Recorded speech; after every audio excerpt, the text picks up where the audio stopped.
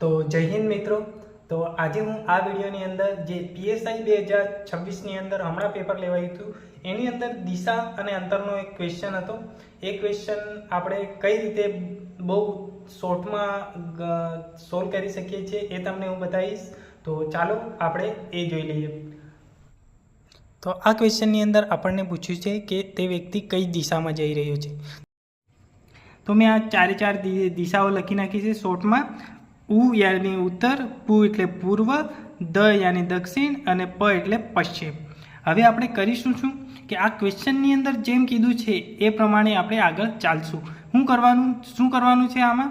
જો જમણી તરફ એમ કહે તો આપણે આગળ જશું અને ડાબી તરફ એમ કહે તો આપણે પાછળ આવશું। કઈ રીતે આવશું એ તમને હું બતાવી દઉં। અહીં આગળ ક્વેશ્ચનમાં કીધું છે કે એક વ્યક્તિ ઉત્તર દિશામાં 100 મીટર ચાલ્યા બાદ જમણી તરફ વળે છે, યાની આ ઉત્તર દિશા છે।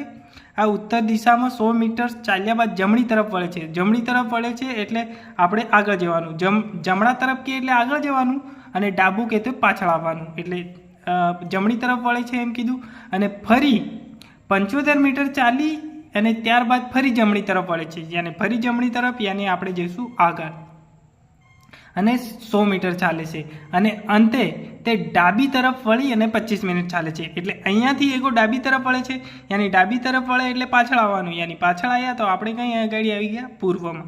તો આ ક્વેશ્ચનનો આન્સર થશે પૂર્વ દિશા। આ જ પ્રમાણે આ ટાઈપનો ક્વેશ્ચન પૂછાય તો તમે બહુ શોર્ટમાં સોલ્વ કરી શકો છો।